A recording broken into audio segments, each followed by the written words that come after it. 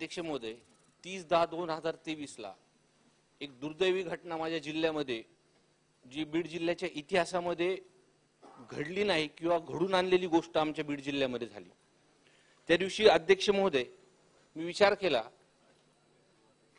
की मराठा आरक्षणासंदर्भातला जाहीर पाठिंबा आमदार म्हणून आम्ही दिला आणि माझ्या मतदारसंघामधल्या जिल्ह्यामध्ये सर्व समाज बांधवांनी दिला।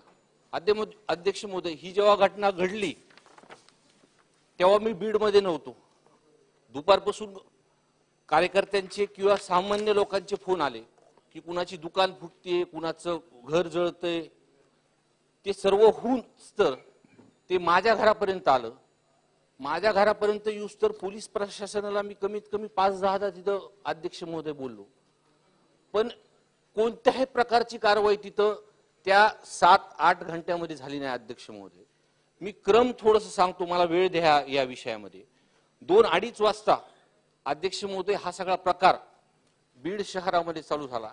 सुभाष रोडवरतून व्यापाऱ्यांचे दुकान फोडण्यापासून, सर्व पक्षांचे कार्यालय फोडण्यापासून, जाळण्यापासून हा प्रकार चालू झाला। आणि सर्वात महत्त्वाचं म्हणजे या ठिकाणी हे सर्व प्रकार होत असताना तिथं पोलीस होते, तिथं पोलीस बंदोबस्त होते। या प्रकारचे सर्व सीसीटीव्ही फुटेज माझ्याकडे आता सुद्धा आहेत, ते मी आपल्याला अध्यक्ष महोदय मी देतो।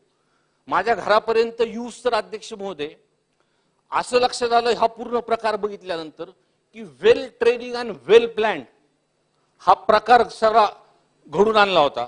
कोण का जेव्हा घरी हे काही समाजकंटक काही ह्यांनी हा प्रकार जेव्हा चालू केला अध्यक्ष महोदय, त्यांनी प्लॅनिंगनी घराच्या लाईटीचे कनेक्शन तोडले, पाण्याचे कनेक्शनचे पाईपचे त्यांनी कनेक्शन तोडले आणि माझ्याकडे त्याचं सीसीटीव्ही फुटेज आहे अध्यक्ष महोदय। हा प्रकार चालू असताना तिथं पोलीसची एक गाडी माझ्या गेटच्या बाहेर उभी आहे आणि हे लोक आल्यानंतर ती पोलीसची गाडी ही बाजूला सरकली।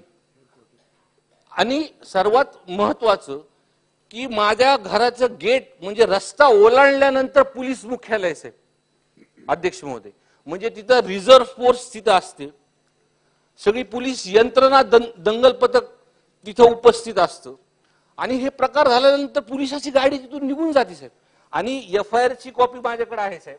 त्या FIR च्या कॉपीमध्ये तिथं पोलिसांनी जी फिर्याद दिली त्या फिर्यादीमध्ये असं सांगितलं की तिथं बुलेटच्या गोळ्या चालवल्या किंवा धुराच्या कांड्या तिथं आपल्याला चालवल्या, पण त्या सीसीटीव्ही फुटेज मध्ये असला कोणताही प्रकार तिथं झालेला नाही। हे क्लिअरपणे म्हणजे शहरामध्ये जेवढे फुटेज हा प्रकार जिथं तिथे झाला हे तिकडे सगळीकडे झाले साहेब। आणि पूर्ण 1 तास माझं घर जळत होतं, माझे कुटुंब आतमध्ये होतं। माझा लहान मुलगा वारंवार मला फोन करत होता की बाप्पा तुम्ही लवकर या, लवकर या, आपल्या घर जळतंय, आपल्या घरात बॉम्ब टाकतात। अध्यक्ष महोदय, आमदार म्हणून मी सर्वांना हा प्रश्न विचारतो की आपल्या घरावरती आपल्या मतदारसंघामध्ये अशी जर परिस्थिती निर्माण झाली असती आणि आपण घरी नसतो आणि पोलीस प्रशासनाला आपण वारंवार फोन करतोय, पण साधं तिथं सायरन सुद्धा वाजलं नाही अध्यक्ष महोदय। आणि 1 घंट्यानंतर सगळं घर जळाल्यानंतर कसं बसं माझं कुटुंब त्या परिस्थितीतून वाचलंय अध्यक्ष महोदय। बरं, हे झाल्यानंतर सर्वात महत्वाचं की मी जे तुम्हाला म्हणलं की हे वेल प्लॅन्ड होतं, हे जे मुलं चालत होते हे काही म्हणजे हे आज 7 ते 8 तासामध्ये हे शहरामध्ये पायी चालत होते अध्यक्ष महोदय। म्हणजे एका ठिकाणून दुसऱ्या ठिकाणावर जायला हे काही मोटरसायकलवर जात नव्हते अध्यक्ष महोदय आणि पोलीस प्रशासन त्यांच्या सोबत चालत होतं। आणि एक ठिकाणून एखादं ऑफिस जाळलं किंवा एखादं ऑफिस फोडल्यानंतर दुसऱ्या ठिकाणी जात असताना हे एकमेकाला खोलून सांगत होते की इकडचं काम झालेलं आहे, पुढच्या क्रमांकावरती चला। या पूर्ण घटनेला जिथं जिथं दगडफेक झाली, जिथं जिथं ह्या गोष्टी झाल्या त्याला क्रमांक दिले होते। म्हणजे हे त्यांनी त्यांच्या अंगावरती सॅक लावले होते, तिथं पेट्रोल बॉम्बचा उपयोग झाला, फॉस्फरस बॉम्बचा उपयोग झाला। माझ्यानंतर हे गेल्यानंतर जयसिंग काका सोळुंकेंच्या घरी गेले अध्यक्ष महोदय, त्यांचं घर सुद्धा जाळलं। मी तिथं सुद्धा परिस्थिती बघण्यासाठी मी तिथं गेलो होतो। अहो, त्यांच्या घराची परिस्थिती वाईट होती। मला सांगा, त्यांचं मंदिर सुद्धा तोडलो, मंदिर सुद्धा तोडत असतात हे लोक। त्याच्यानंतर ते शिवाजीदादा पंडित त्यांच्या घरी गेले, त्यांचे कार्यकर्ते तिथे जमले, त्यांच्यात सुद्धा तिथं तुफान दगडफेक झाली. दगडफेक झाल्यानंतर सुद्धा माझ्या कानावरती असं आलं की ते लोक गेल्यानंतर तिथं धुळाच्या कांड्या चालल्या. त्याच्यानंतर ते बस स्टँडमध्ये गेले, बस स्टँडमध्ये बसच्या तोडाफोडी केल्या. हे सर्व करत असताना ते पायी चलत शेवटी सिव्हिल हॉस्पिटलमध्ये गेले.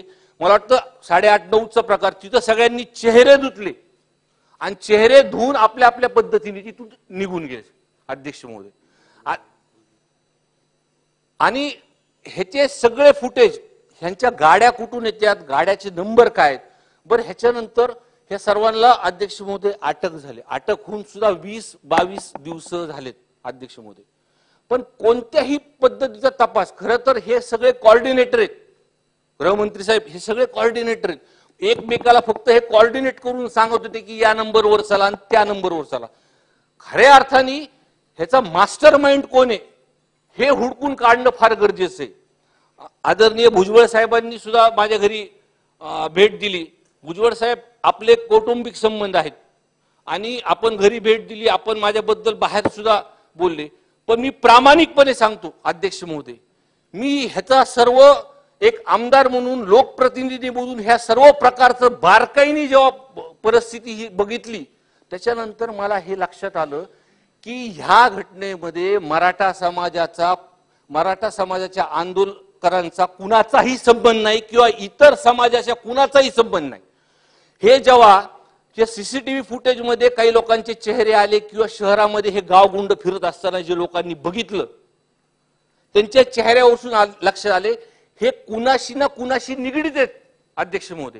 आणि जेव्हा ह्यांचे कॉल रेकॉर्ड किंवा ह्यांचे सगळे रेकॉर्ड जर काढले, ते हे त्या घटनास्थळी कुणाला बोललेत हे पूर्णपणे लक्षात येऊ. अध्यक्ष महोदय, हा फक्त माझ्या घराचा किंवा मतदारसंघाचा विषय नाही. बीड शहरामध्ये, बीड जिल्ह्यामध्ये हा प्रकार झाला, हा पूर्ण महाराष्ट्राने बघितला. आणि हा प्रकार झाल्यानंतर समाजामध्ये ओबीसी आणि मराठा समाजामध्ये तेढ निर्माण करायचं काही लोकांनी प्रश्न केला.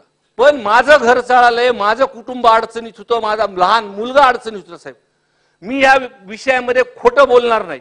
माझी विनंती आहे भुजबळ साहेबाला की भुजबळ साहेब, आपण माझं झाल्यानंतर आपण या विषयामध्ये ह्याच्या खोलापर्यंत गेलो पाहिजे, ह्या कोऑर्डिनेटर कडून ह्याचे मास्टर माइंड काढले पाहिजे आणि ह्याचा तपास खालपर्यंत गेल्यानंतर पूर्ण महाराष्ट्रासमोर चित्र आलं पाहिजे आणि आपण ह्याची न्यायालयीन म्हणजे चौकशी ही आपण मागावं, ही माझी विनंती आहे. गृहमंत्री साहेब, मी एक सभागृहातल्या सगळ्या आमदारांसमोर ही कळकळीची विनंती आहे की ते 7-8 तास माझं मतदारसंघात माझे घर जेव्हा जळत होतं, प्रत्येक व्यापाऱ्याचे दुकान जेव्हा फुटत होते, ती मी परिस्थिती बघितली. माझी एवढीच प्रश्न आहे गृहमंत्री साहेबांना की 7-8 तासामध्ये पोलीस प्रशासन का मध्ये तिथं आलं नाही. एक प्रकरण मी बघितलं, मुख्यमंत्री साहेबांचा एक व्हिडिओ बघितला, एक बातमीमध्ये बघितलं की खडसे साहेबांची तब्येत खराब झाली तर त्यांनी एअर अँब्युलन्स तिथं पाठवली आणि माझं शहर आणि माझं घर 7-8 तास जळत होतं. पोलीस मुख्यालय माझ्या समोर होतं, पोलिसाची गाडी माझ्या घराच्या दारात होती. पोलीस शहर फुटत असताना त्या सीसीटीव्ही फुटेज मध्ये सगळीकडे पोलीस आहे. कशामुळे पोलीस प्रशासनाने ह्या संदर्भात, खऱ्या अर्थाने मला पोलीस प्रशासनावरती टीका करायची नाही. मी का आतापर्यंत मी बघितलंय की आम्ही जेव्हा पण त्यांना कोणतेही प्रकरण सांगतो ते एकदम पुढाकाराने आम्हाला मदत करतात. पण माझा प्रश्न असा आहे की त्यांचे त्या 7-8 तासासाठी कुणी त्यांचे हात आवरले. दुसरा विषय, आपण या विषयामध्ये गृहमंत्री साहेब आपण न्यायालयीन चौकशी लावणार का आणि ह्या कोऑर्डिनेटर जे आहेत ह्यांचे सीडीआर वरतून ह्यांचे मास्टर माइंड आपण काढणार का, एवढा माझा प्रश्न आहे. सन्माननीय